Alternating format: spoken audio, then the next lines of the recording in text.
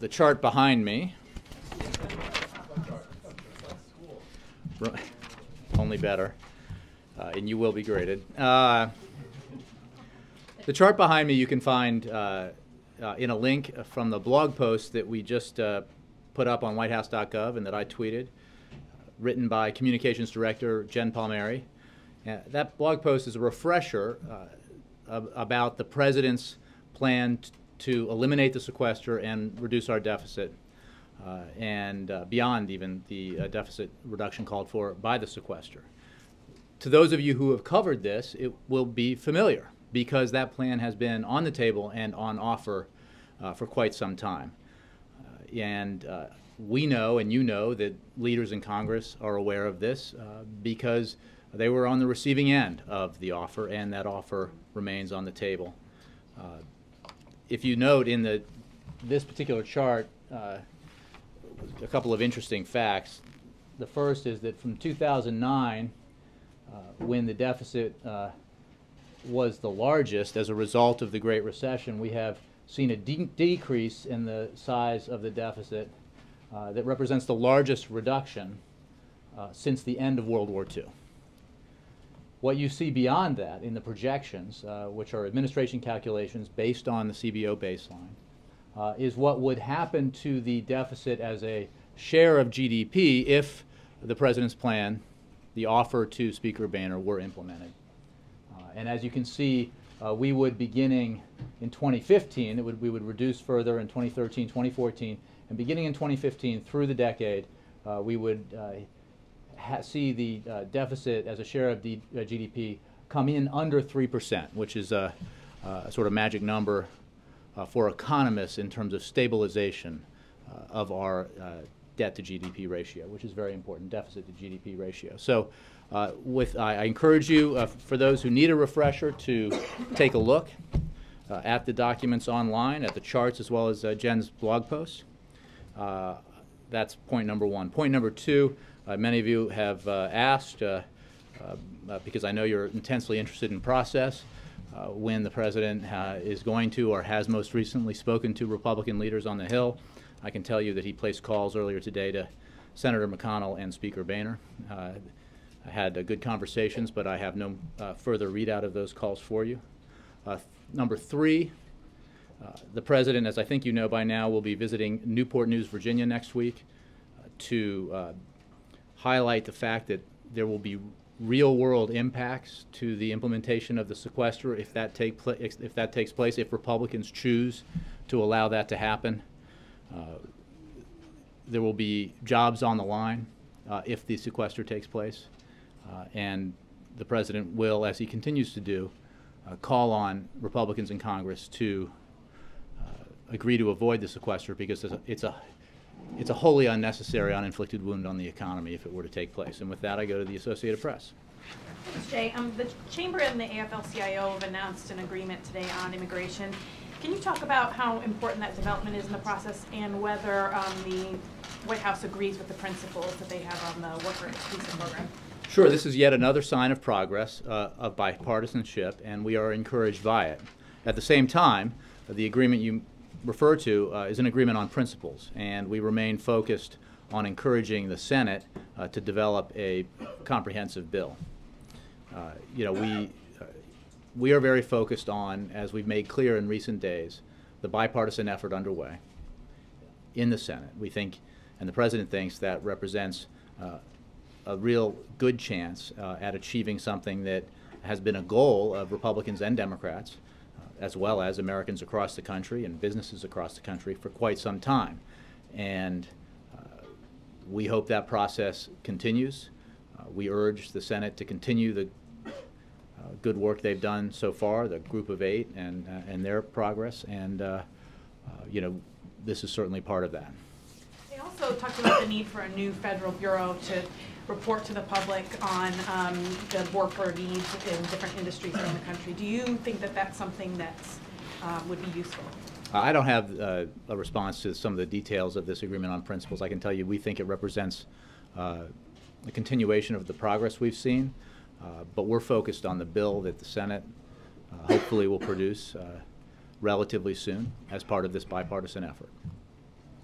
Hey, Roberta. Hi. I want to ask about gasoline prices, and as you likely know, they've skyrocketed over the past month or so. And I'm wondering what concerns the White House has about the impact of the rise in gasoline prices on the economy, and whether there's any consideration being given to using the SPR to take the edge off speculation in the market. The President understands the impact of high gas prices on families, which is why he continues to implement and pursue an all-of-the-above approach.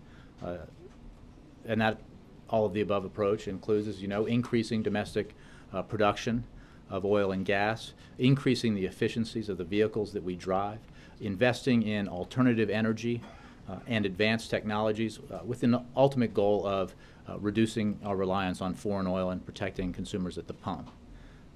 We'll continue to do everything we can to ensure that consumers are protected and that we are less vulnerable to the ups and downs of the global oil market, as you know.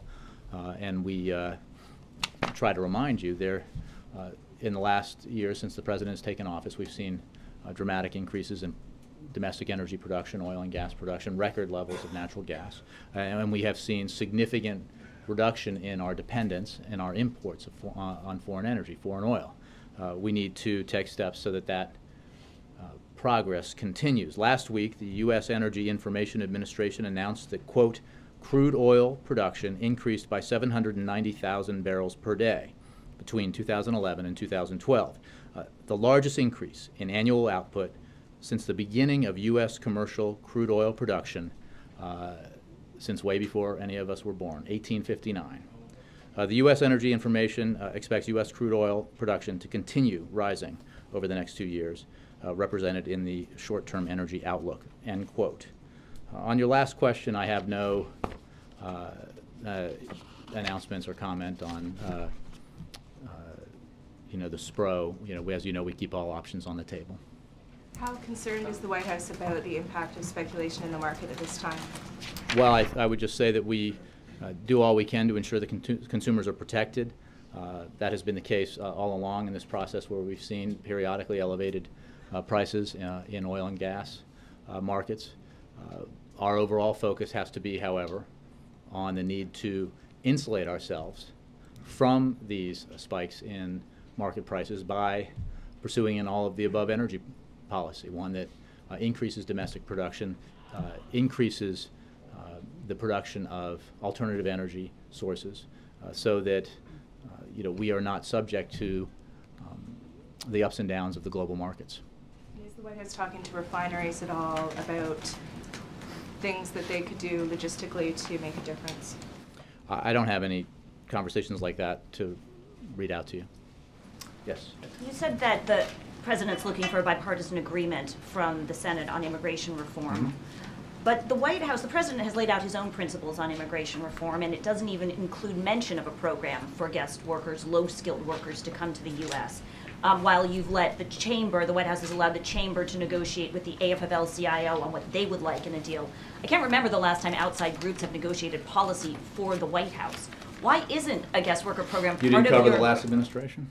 Well, okay, so you're comparing yourselves to the Bush I'm not. administration. My point is that and why isn't it when you included? see the Isn't that pure politics? when you see the Chamber of Commerce coming together with the AFL-CIO and reaching an agreement on principles on this difficult issue, that represents significant progress. And our interest, as you have seen repeatedly, is not to dictate here, but to see the bipartisan effort in the Senate move forward. And we view this as more indication of that progress, and we will keep our eye on the ball here, which is the work that's being done in the Senate. Does the President endorse a program for low-skilled workers as part of an immigration reform plan? We will see what the Senate produces, and we see this agreement on principles as a positive development, a sign of progress, but I'm not going to prejudge a bill that has not been written. Okay, and what's the White House's response to a letter from 15 Republican senators calling for the President to withdraw the nomination of Chuck Hagel to be his defense secretary? There's so much I have to say about that. First, I would point you to Senator Shelby's comments this morning that he will support Senator Hagel's confirmation.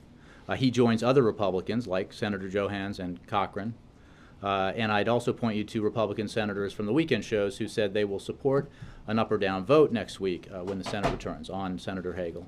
Even Senator Hatch said this morning, I don't think we should filibuster cabinet appointments, and we certainly agree with that sentiment. It's been expressed by many others. It is unfortunate, however, that some Senate Republicans put political posturing ahead of our nation's security. For the first time in American history, Senate Republicans filibustered a nominee for Secretary of Defense, a member of their own party, a decorated combat veteran, and the right leader for our troops. A clear majority in the U.S. Senate supports Senator Hagel's confirmation. So today's actions that you refer to run against both the majority will of the Senate and against our national interest. And this waste of time is not just meaningless political posturing, because we firmly believe that Senator Hagel will be confirmed. But the waste of time is of consequence. There are 66,000 men and women in uniform in Afghanistan, and we need our new Secretary of Defense on the job to be part of the significant decisions that have to be made as we bring that war to a responsible end. This week in Brussels, the United States will meet with our allies to talk about the transition in Afghanistan at the NATO Defense Ministerial, and our next Secretary of Defense should be there. He is not, because of this, political gamesmanship that we've seen. So, for the sake of national security, we urge the Senate to confirm Senator Hagel. We urge the Senate to confirm John Brennan, and to get them to work, because the nation needs them to be at work. And just to be clear, he won't be withdrawn. Absolutely not. If any suggestion to the otherwise, to the contrary, might have been found in the minutes of the meetings of the Friends of Hamas. Yeah. Jay, the current Secretary of Defense said that if the sequester cuts go into effect, we would turn into a second-rate power. Does the President agree that if these cuts go into effect, America will become a second-rate power? The President agrees with his Secretary of Defense, his current, as well as his future. He agrees with the Speaker of the House. He agrees with the numerous Republicans who have said on the record that the onerous cuts in the sequester to defense, the across-the-board indiscriminate cuts to defense, will harm our national security interests, will reduce our readiness, will result in a reduction in flight hours, will have resulted already in changes in our rotation for aircraft carriers to the Persian Gulf. These are real-world consequences. They also will result, as we learned yesterday, in hundreds of thousands of furlough notices to the men and women who are part of the national security team who work every day to protect the United States and our citizens. The consequences here are real. What we unfortunately see these days, including in an article in the New York Times today, is an indication from Republicans that they don't really care, that they're anticipating the sequester will go into effect, and they're not willing to do what the American public, as we've seen in poll after poll, overwhelmingly supports, which is to adopt the President's position of eliminating the sequester through a balanced deficit reduction plan. They're not willing to protect the jobs of what the CBO predicts could be up to 750,000 Americans by asking oil and gas companies to forego their taxpayer subsidies, or corporate jet owners to give up their special tax break. They're not willing to do that, and this is very disappointing. Well, Jay, on the military spending specifically, even if the cuts go into effect, the U.S. will spend more than China, Russia, all of Europe combined, far more. If we're a second-rate power, who's the first-rate power? Look, I don't think the issue here is the language you use to describe it, because every characterization you make of it, if you're being honest about it, is negative. The impact will be negative. It will harm our national security, and that is a problem. Moreover, it will harm the tens of thousands of children who would be thrown off of Head Start. It will harm children who depend on mental health services, seniors who depend on services. It will harm first responders across the country who will get furlough notices or layoff notices, teachers and the like. The consequences of this are are real. They are not, this is not just, there seems to be a willingness, unfortunately, among Republicans on the Hill to reject the opinions of the vast majority of the American people, reject, obviously, the reasoned and moderate propositions put forward by and proposals put forward by the president, and to adopt this approach that says, you know, again, we would rather protect these special interest tax breaks than take action, very simple action, to keep those Americans in their jobs. But put aside the Republicans for a while. What do you say to Americans who, through this recession, had to go through, they've had to make adjustments in their own family budgets, and to think that, you know, cutting 3% of an overall budget, 10% of a specific part of the budget, the only way to do that is to do these draconian cuts that will jeopardize national security, will mean forest fires won't be able to put out, will mean prosecutors will have to let crooks go. I mean, how do you, what do you say to Americans? The facts are the facts, John, and what we would say is the sequester,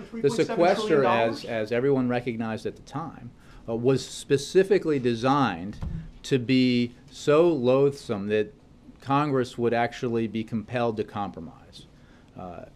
That was the idea. And compromising, coming up with the $1.2 trillion in deficit reduction in a way that protected our national security and that protected our vital interests like the children on Head Start or the seniors who rely on services, teachers and first responders. You know, the whole point was for it to be this bad so that Congress would never go along with it. Unfortunately, there has been a change of heart in Congress, apparently on the Republican side, especially in the House, and an embrace of an approach that has real-world consequences for real people who are sitting at home or will be tonight after work wondering if they're going to have a job in a month or 2 months. So now Bill. that you've tantalized us with the fact that the president called the Republican leaders, can't you at least suggest that he made an offer or threw down a gauntlet or something? I think we all know what's on the table, that what has been on the table from the president. We all know that the president supports the efforts of Senate and House Democrats to pass legislation that would postpone the sequester, again, a manufactured crisis that's unnecessary, and by postponing it, allow the Congress to take action on further and broader deficit reduction in a balanced way. Them simply to restate his position or to reach out to them in the interest of compromise? The president spoke with Senator McConnell and the Speaker. I have no content to read out to you of that, of those conversations. You know, the president speaks with leaders and other members of the Senate and the House, and you know, sometimes we don't read out the content. Again, there are a number of issues that need to be discussed. Certainly, the sequester is one of them, but I don't have any characterization of those phone calls. And to your question about compromise, I will simply remind you that if we take as a fact or as an assumption the notion that Democrats would prefer to deal with our deficit by raising revenues and Republicans would prefer to deal with our deficit by cutting spending, including cutting entitlement reforms, and that the tough choices for Democrats is to go along with spending cuts and go along with entitlement reforms, and the tough choices for Republicans is to go along with revenue increases, I encourage you to look at who has compromised, who has put forward plans that represent tough choices for his party, who has led Democrats to go along with middle-of-the-road, common-sense plans that include spending cuts, that include entitlement reforms, as well as revenues, and that's the president. What we have not yet seen, and this is the false equivalence problem that we have in some of the way this is viewed, we have not yet seen a single proposal by the Republicans to deal with the sequester or to deal with our overall deficit challenge that represents the kind of, well, that represents the kind of balance that the American people want in a deficit reduction plan and that want their leaders in Washington to embrace. That's just a fact. And you know, this president has demonstrated again and again in his submission to the supercommittee, in his budget, in his proposals to Speaker Boehner, a willingness to compromise, a willingness to meet Republicans halfway. But you know, you come halfway and your negotiating partner stays where he or she is, that makes it very difficult to reach a compromise. You need compromise from the other side. So what was he trying to do when he called? You know, there are a lot of issues that are at stake here. There are a lot of topics to discuss, but I don't have a readout of the call. And one other thing, we understand the administration is weighing whether to intervene at all in the Prop 8 case before the Supreme Court. Can you tell us any more about that? I can tell you that decisions about whether to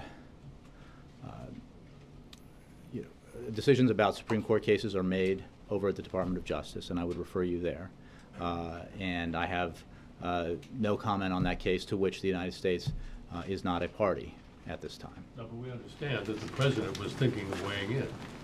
Again, I think you have seen no expression from the President on the constitutional legal aspects of this. He has an opinion, obviously, about Proposition 8 as policy, but we have no comment and nothing to say at this point about an issue that is properly looked at as a legal and constitutional matter over at the Department of Justice. But they're thinking about filing an amicus brief, right? Again, I just don't. I don't have a hint for you either way. That's something, a question that I would take to Justice.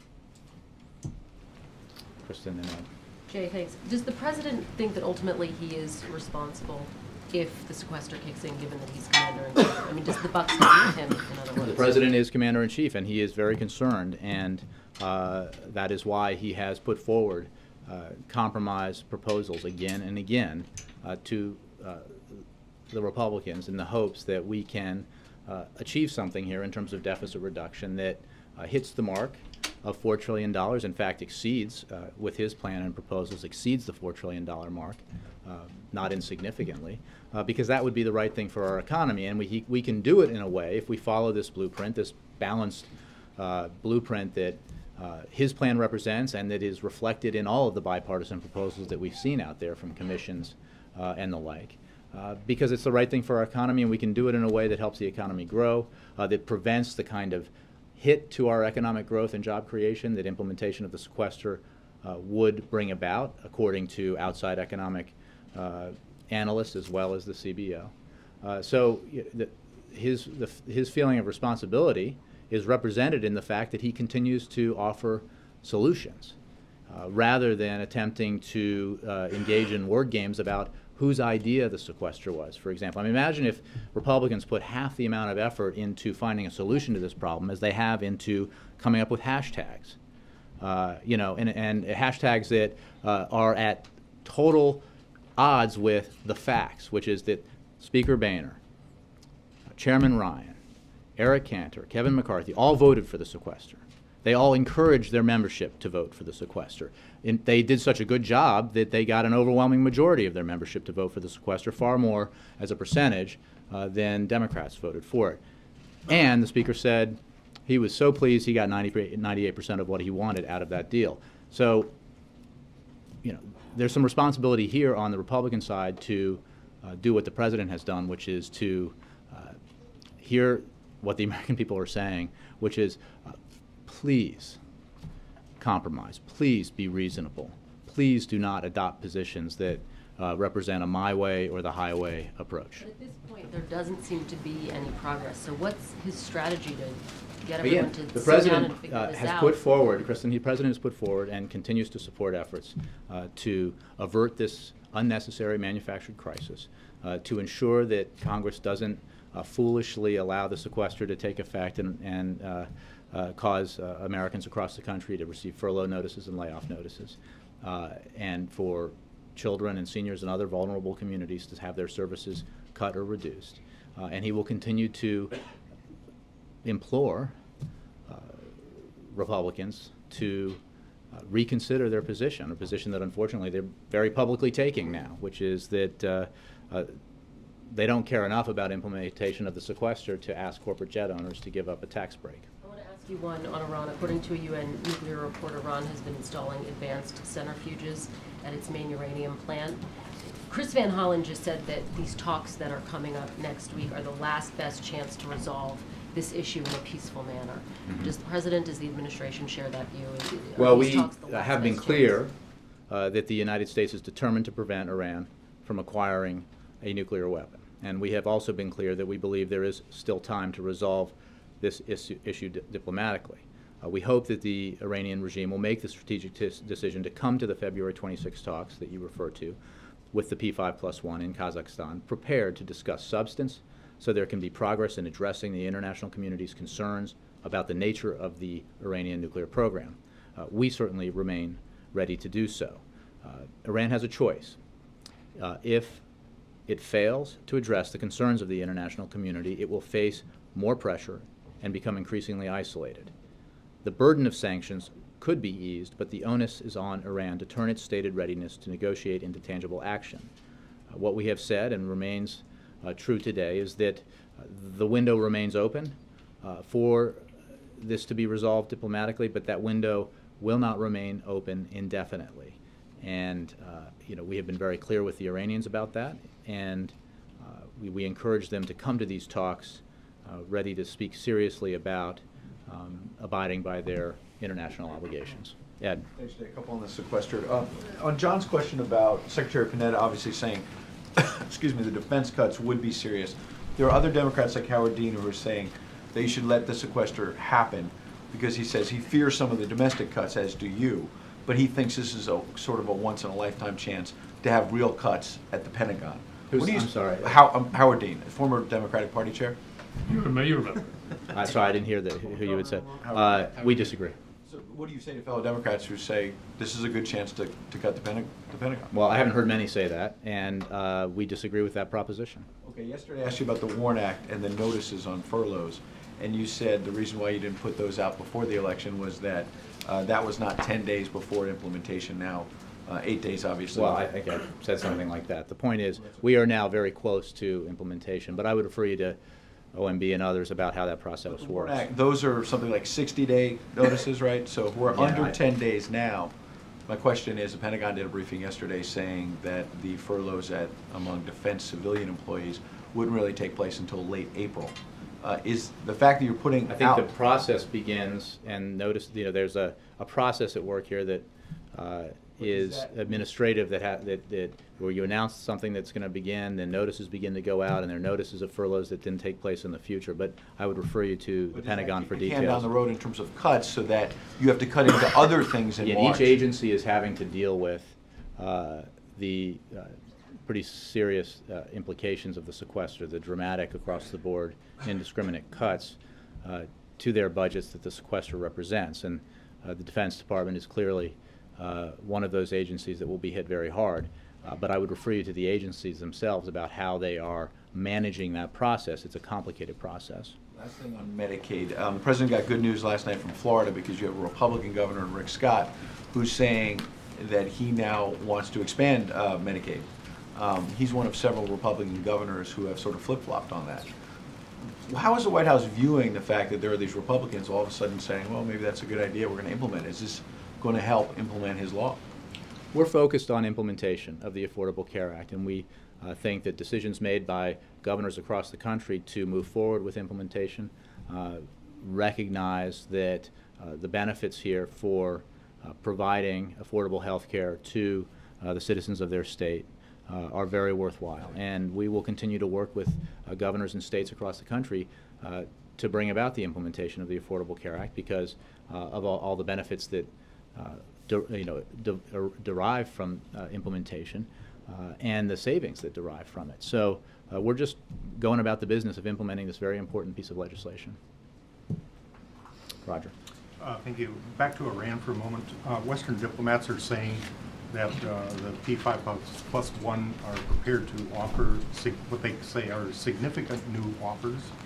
Can you shed any light on that? I'm not going to get into details of what the P5+1 will present in Kazakhstan, other than to say that the group is united in its approach and is ready to have a serious and substantive discussion.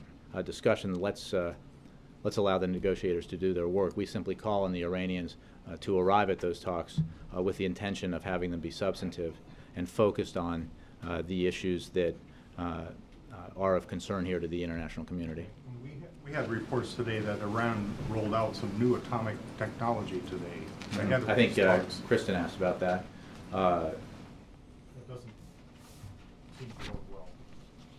Well, again, the actions taken by Iran that represent a continuation of their refusal to abide by their international obligations are hardly a surprise. They are why Iran is suffering under a sanctions regime that is more strict and more universally applied than any in history, and a regime that's having a real impact, a negative impact on the Iranian economy and on its political structure.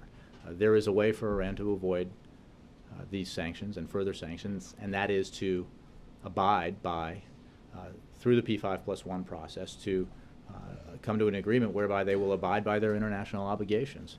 And that is the purpose of the talks, and we hope that those talks will be substantive and serious. Chris. Jay, the president's former ambassador to China and former Republican presidential candidate John Huntsman has come out for same-sex marriage in an article in the American Conservative. Do you have a reaction to that? I didn't know about that. I think that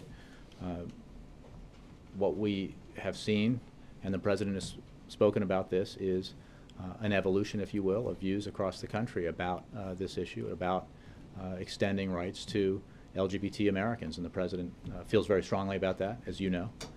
So while this is not news I was aware of, it's certainly in concert with the president's views.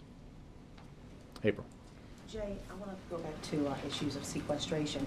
You've said if sequestration were to happen, it would erode the progress made to keep the country out of recession.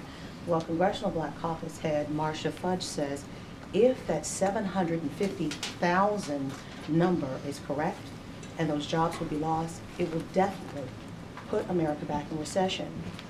That's a large number. What do you say about that, about recession versus the erosion of the process? Well, it's hard to predict, and there are technical ways to define recession. What we know, looking at the CBO's analysis, analysis by Moody's and macroeconomic advisors, is that the impact of implementation of the sequester on GDP would be something on the order of minus 0.5 or minus 0.6% of GDP, and that is a significant hit. We're not ready to predict what that means technically in terms of recession. What we do know is that it would do harm to our recovery, and it would certainly, through the losses of jobs that would come about from implementation of the sequester, as well as the reduced job creation brought about by the slower growth, it would have an extremely harmful impact on jobs in this country. So, we agree with the concern expressed.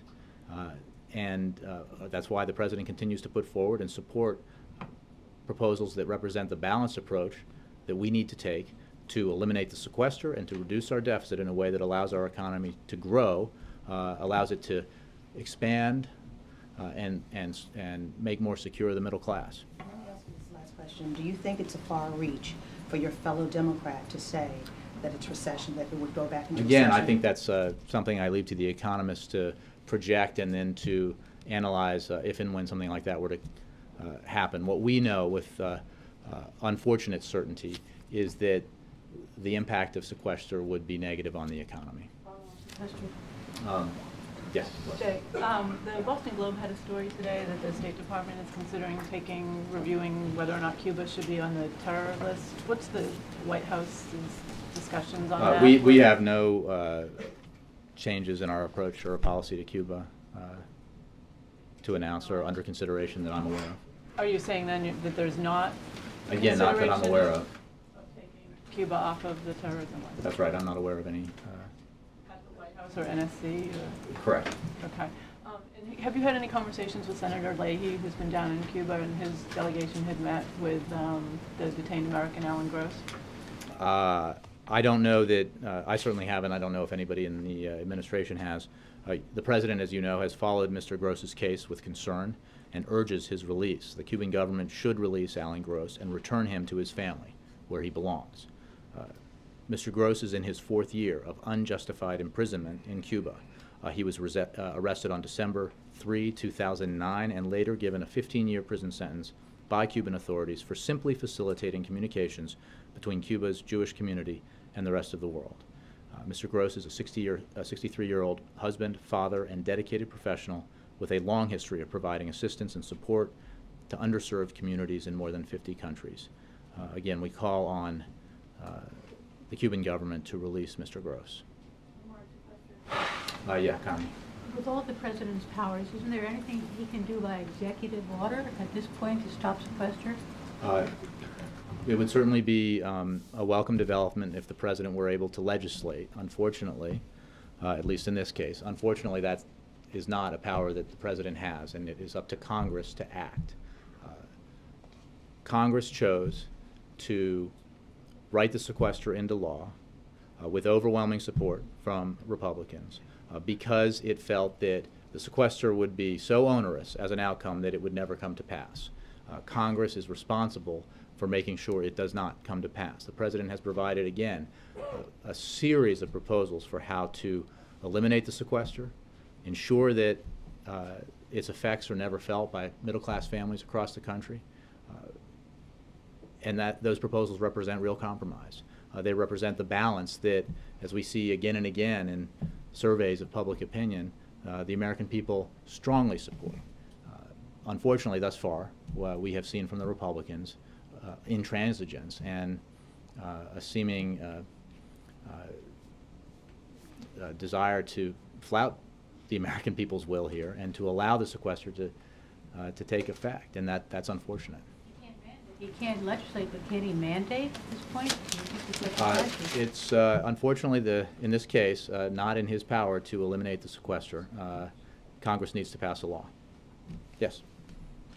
In Syria, looks like it's overspilling to Lebanon now with the Free Syrian Army is engaged in battles with Hezbollah in Lebanon.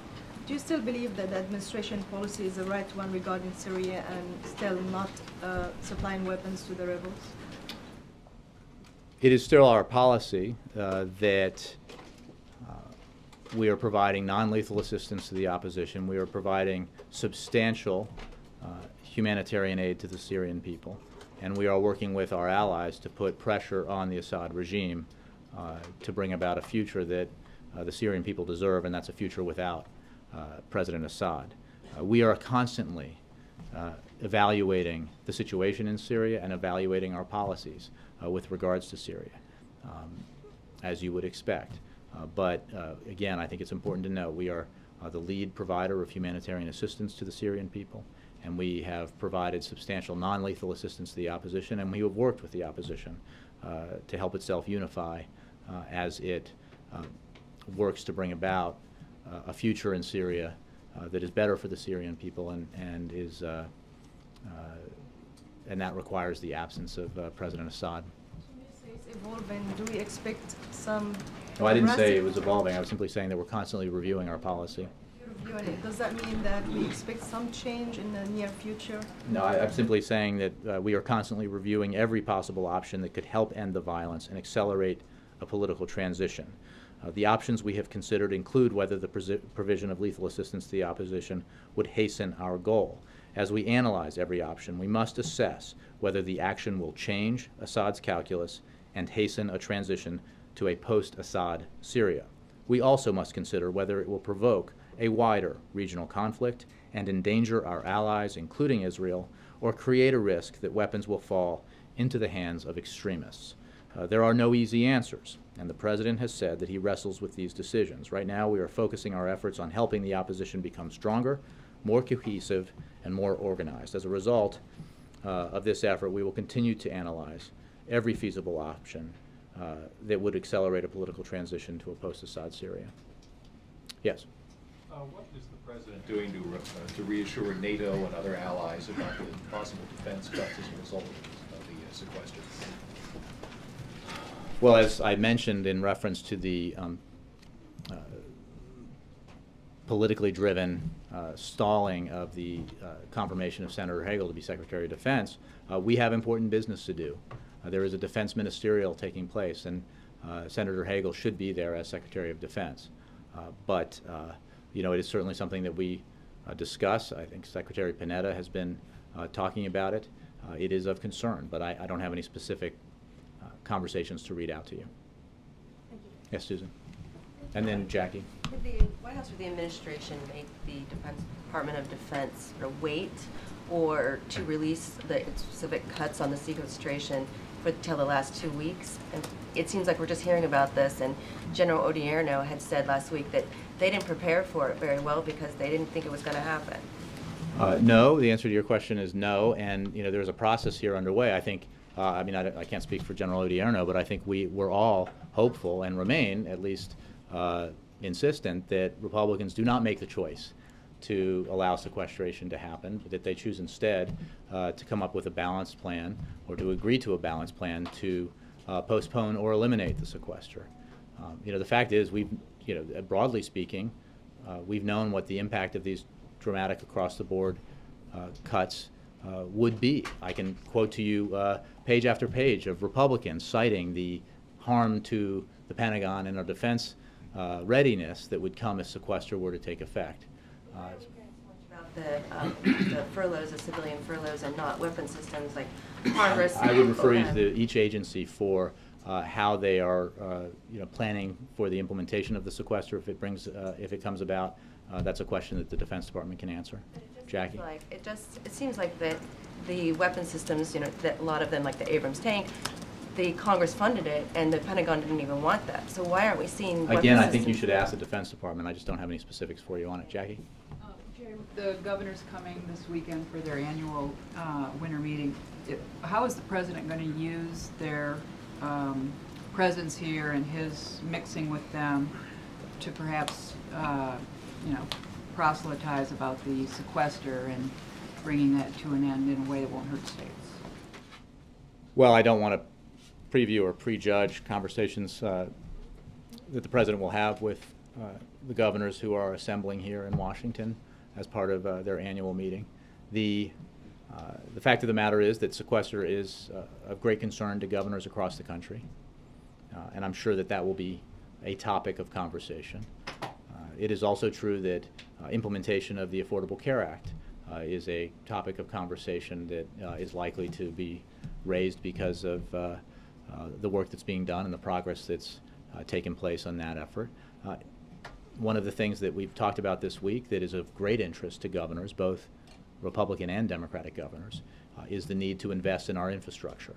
And governors of both parties are very interested in our efforts to both invest in fix-it-first infrastructure development, going after those projects that are desperately in need of maintenance and repair that can help put people back to work in their states, as well as build the foundation for economic growth in the future, and in the proposals the president has as part of his plan for a public-private partnership to invest further in infrastructure development. This is the kind of thing, as you know, Jackie, that has been traditionally an area of agreement between Republicans and Democrats, an area of agreement between labor and the Chamber of Commerce, labor and management, an area of agreement between all regions of the country, and it certainly should be an area of agreement now. So that will also be a topic of conversation. Thanks all. Don't forget to read Jen Palmieri's blog post. It's excellent. Thank you. Wait, you were reading during the briefing? Wow.